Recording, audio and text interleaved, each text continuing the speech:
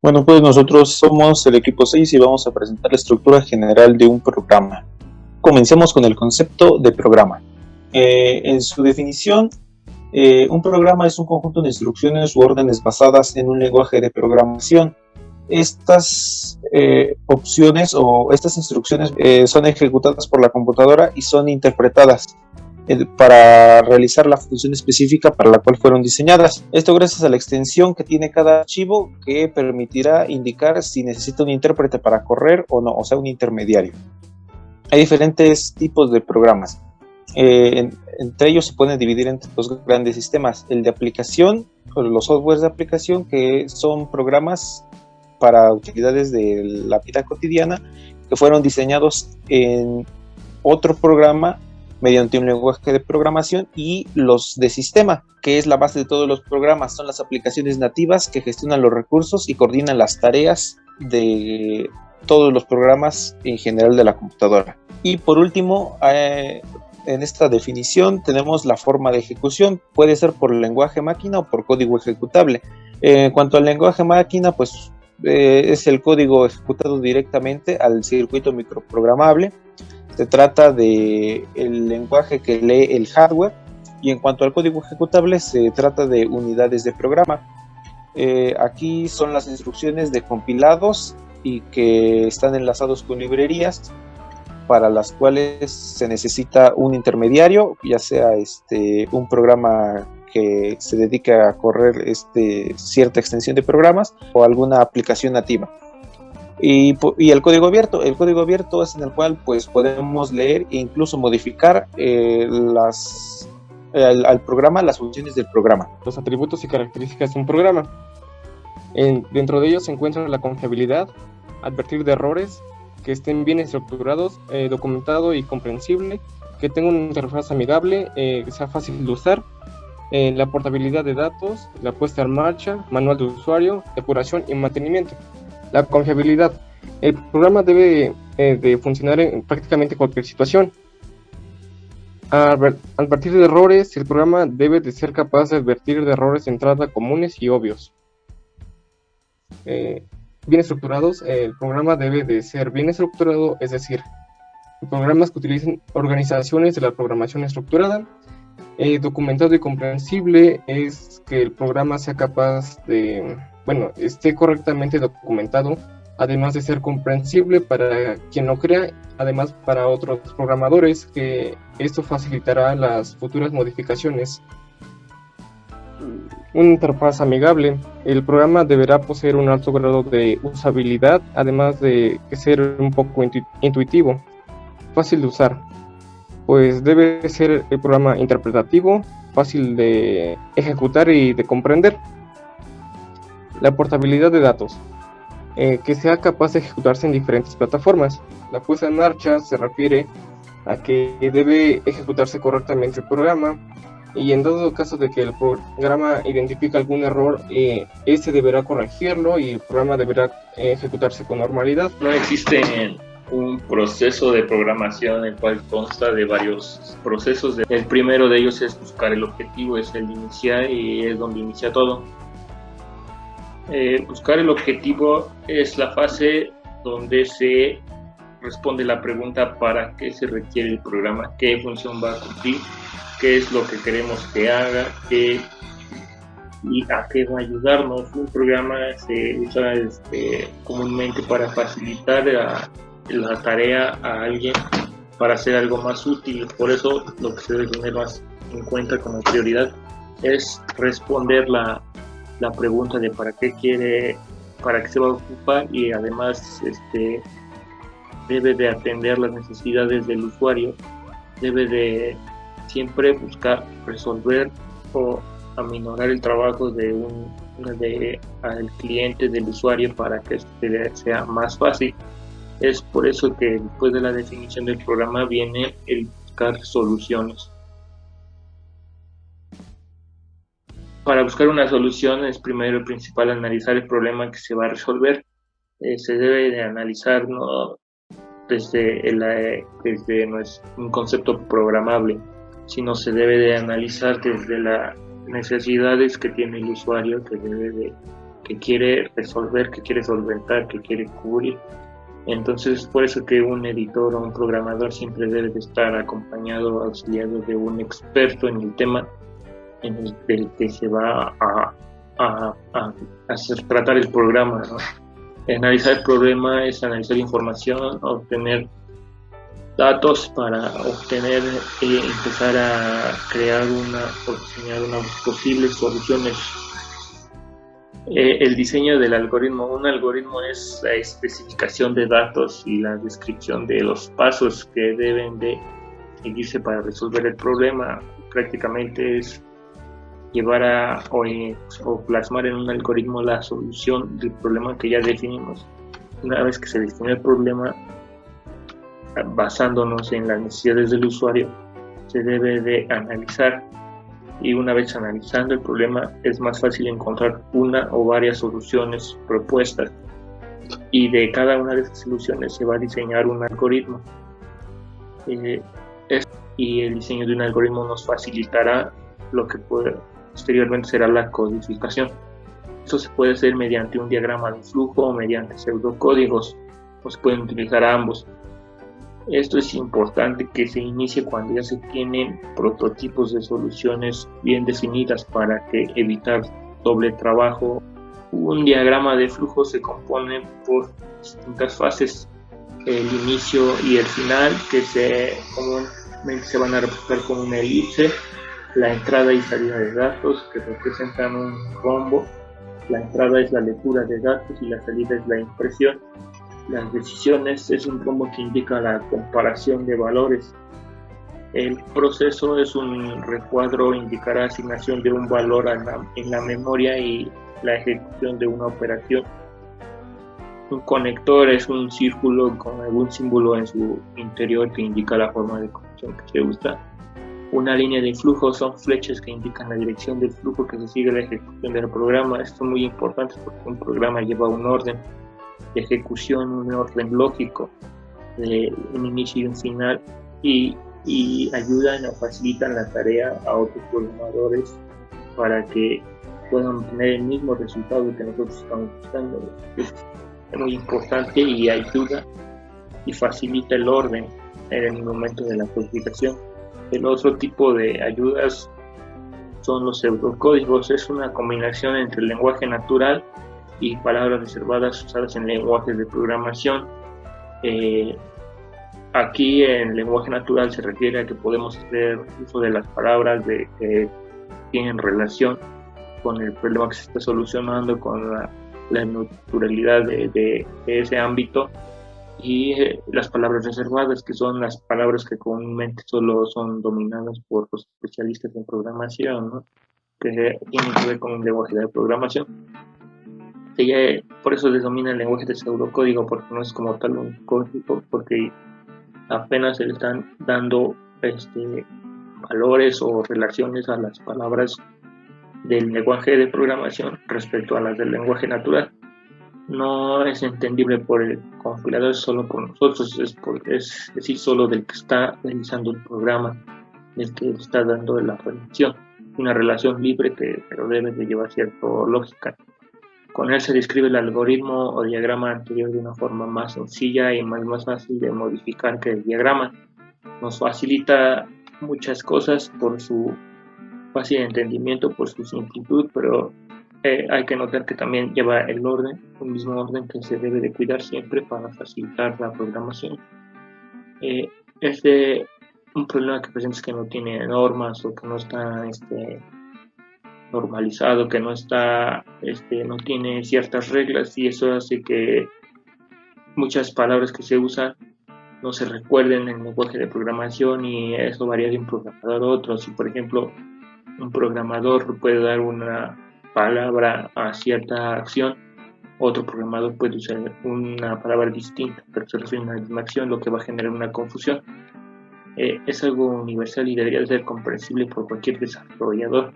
El pseudocódigo es muy personal, es una antesala a la codificación, y lo que se busca es facilitar la tarea de la codificación. Hay libertad de creatividad, ¿no? Libertad de hacerlo al mejor entendimiento, ¿no? La codificación, que es quizás la parte más importante, es transcribir el pseudocódigo o el diagrama a código fuente. Es para saber escribirlo, sí debe de tenerse conocimientos del lenguaje de programación, y en específico del programa que estés usando. La codificación se lleva a cabo por personas expertas o más metidas en el tema de la programación, ya que lleva ciertos conocimientos más a fondo de los lenguajes de programación que se van a usar. Se deben de conocer bien los símbolos, todo el lenguaje de programación que se desea elegir en cada caso. Es importante que se deba de tener sus conocimientos para poder transcribir los previos pseudocódigos o diagramas que se hicieron y transcribirlos en una forma lógica y que tengan en un orden que permita que se lleve a cabo correctamente el programa. La verificación y pruebas es un elemento igual de importante que los anteriores, pero aquí ya se tiene un programa, un producto, pero se debe de revisar y de verificar, y bueno, para eso se tienen que hacer pruebas. En esas pruebas se van a detectar los errores que puedan existir, ya sean del tipo lógico, semántico o de ejecución, es decir, errores que se cometieron desde la redacción, o posiblemente igual desde la búsqueda de la solución, o es cualquier tipo de error. Por eso se deben de hacer pruebas, se deben de verificar y se deben de resolver, evidentemente, porque no se puede dejar un programa con errores, o en dado de los peores de los casos se debe de desechar y buscar otra de las soluciones propuestas, porque recordar que no solo se propone una solución, se proponen varias, y eso no quiere decir que todas sean correctas. Oración es, bueno, esta es la siguiente fase o etapa. Se caracteriza por, bueno, es la corrección de errores encontrados de la etapa anterior, que es la verificación y pruebas. En si se encuentra algún error, es necesario regresar hasta la etapa que sea necesaria para que el usuario le pueda dar una solución a este tipo de error. La siguiente etapa es la documentación. Es una práctica escrita, o mejor llamada como una guía o manual, que es necesaria para los usuarios o los futuros desarrolladores. Esta se divide en dos partes, que es la documentación interna, que se considera que son los comentarios que pueda servir dentro del código fuente. Por ejemplo, los encabezados, la descripción o la declaración del problema. La otra es la documentación externa, que son los manuales que se crean para la mejor ejecución del programa, donde se explica cómo funciona el programa. La siguiente etapa es la capacitación. Esta etapa sigue después de tener los manuales ya terminados, los cuales los utilizan los usuarios. En esta hay diferentes tipos de usuarios y no a todos les interesa manejar esos tipos de usuarios, así que hay que dividirlos de acuerdo a sus conveniencias de cada uno. La siguiente etapa es la implantación o implementación del sistema, que hay diferentes formas de interpretar el sistema. La primera depende del tamaño del sistema. La segunda forma sería si existiera un sistema que tiene un poder nuevo, tenemos que poner uno nuevo y quitar el viejo que ya teníamos. La tercera etapa es primero trabajar en el sistema viejo para ver cómo funciona, y ya después trabajar con el nuevo para encontrar las diferencias o las similitudes. El cuarto sería los sistemas implantados por las regiones. El quinto sería trabajar con los dos sistemas nuevos, y el viejo. Después quitar el sistema viejo para ya dejar el nuevo como predeterminado. Y por último sería ir quitando el sistema viejo y poco a poco ir implementando o metiendo el sistema nuevo. La siguiente etapa es el mantenimiento. Esta etapa se concentra más en hacer lo posible por no caer en los errores. Así poder crear unas actualizaciones donde pues, los usuarios ya están conformes con esos errores quitados. Teniendo en cuenta que si se hace el mantenimiento es necesario repetir todos los pasos o las fases anteriores que realizamos. Las fases de programación o las fases de la programación es el análisis.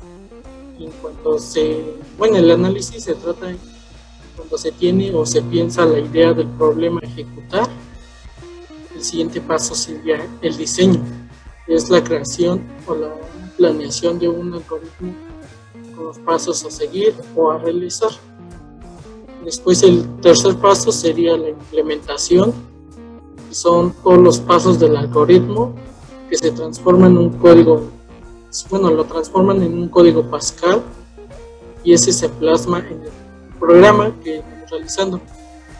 La siguiente fase son las pruebas que se corren o que corre el programa y se registra la efectividad o los errores que se llegó a encontrar. La quinta etapa sería, la quinta etapa es la depuración, que se concentra en después de correr el programa se hacen las correcciones del programa. La última etapa sería la retroalimentación o la liberación. Es después de corregir los errores que se deben de hacer los 4 pasos anteriores. Partes constitutivas de un programa. Las principales partes en que se compone un programa son entrada, en la cual se introducen los datos con los que se trabajará. Posteriormente está el programa o algoritmo de solución, que es todo el conjunto de códigos que se utilizará para llegar a los resultados esperados. Y por último se encuentra la salida, en la que se presentarán todos los resultados obtenidos a partir del programa. Bien, la estructura de un programa puede variar de acuerdo a si este es lineal o no lineal. El programa es lineal si las instrucciones que aparecen en él son ejecutadas de forma secuencial, sin bifurcaciones, decisiones ni comparaciones. En caso contrario, será un programa no lineal. Los tipos de instrucciones que componen un programa son instrucciones de inicio y fin, instrucciones de asignación en las cuales se les asigna un valor a las variables, instrucciones de lectura para leer los datos de entrada del programa, instrucciones de escritura para mostrar los datos obtenidos, e instrucciones de bifurcación que pueden hacer que el programa se repita o desarrolle de acuerdo a una condición. Las instrucciones de bifurcación pueden ser condicionales o no condicionales, dependiendo si la ejecución de estas está sujeta a una condición dada. Los elementos básicos de un programa son los siguientes. Palabras reservadas, que son aquellas palabras que señalan una acción específica a realizar. Por ejemplo, pueden ser hacer, sí, entonces. Identificadores, que son los nombres con los que se van a reconocer a las variables del programa. Caracteres especiales, como pueden ser la coma o la apóstrofe. Constantes, es decir, los valores utilizados que van a mantenerse siempre que se realice el programa. Variables, que son aquellos valores que pueden variar. Además de expresiones e instrucciones. Aparte de tales elementos, existen otros elementos que suelen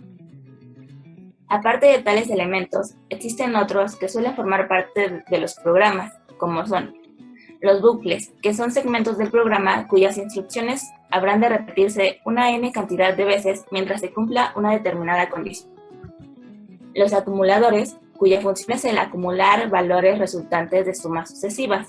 Los contadores, que son valores cuyo valor se incrementa o decrementa en una unidad por cada iteración. Los interruptores, que son variables capaces de tomar diversos valores a lo largo de la ejecución de un programa y que permiten comunicar información de una parte a otra del mismo. Las estructuras de control, que pueden ser secuenciales, selectivas o repetitivas. La estructura de los algoritmos o programas está compuesta de dos principales partes. Una cabecera, que debe iniciar con la palabra programa o algoritmo, para a continuación dar el nombre completo asignado al programa, y el bloque algoritmo, que consistirá en el resto del programa. A su vez, este bloque está formado por las acciones de declaración y las acciones ejecutables. Las de declaración serán aquellas que declaren las variables constantes que tengan nombre. Las ejecutables serán las acciones que posteriormente se deberán desarrollar.